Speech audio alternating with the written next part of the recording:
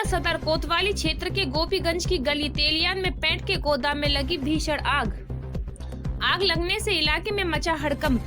सूचना पर पहुंची फायर ब्रिगेड की कई गाड़ियां आग बुझाने में जुटी। आग से लाखों का माल जलकर हुआ राख।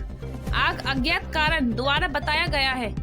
बड़ा सवाल तो यह है कि घनी आबादी में इतना बड़ा कार्य चल रहा था, पास में ही गत्ते का गोदाम भी है। अगर किसी कारण गत्ते में आग लग जाती तो मंजर क्या होता।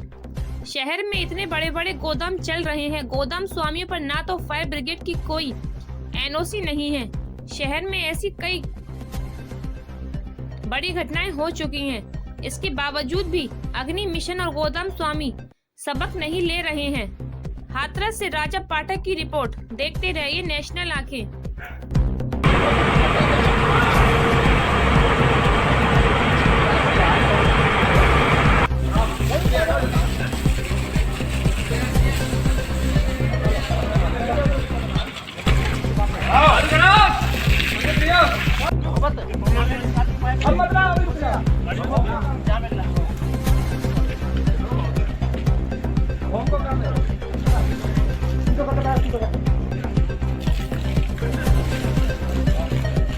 सर, यहाँ पे ये गोपीगंज में आग लगी है किसी गोदाम में। किस चीज़ का गोदाम है, किन कारणों से लगी है? पेंट का गोदाम है। ये सूचना मिली हमें कि मतलब इसमें आग लगी है, तो जिले की 7 गाड़ियों को लेकर मतलब हम घटनास्थल पर आए।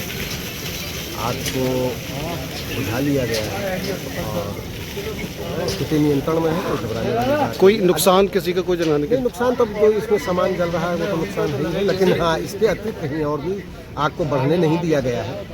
आग कंट्रोल में है। किस चीज़ का गोदाम है? ये पेंट का है। आसपास की जो फैक्ट्री जहाँ गत्ते का भी काम है, जहाँ आपने देखा कि कोई कुछ निरीक्षण यंत्र थे वहाँ पे कंट्रोल के जो नियंत्रण मेरे द्वारा ये देखा गया, ये इसी प्रांगण में एक मतलब कि गत्ते की फैक्ट्री है जिसमें कोई भी अग्निशमन की व्यवस्था नहीं है।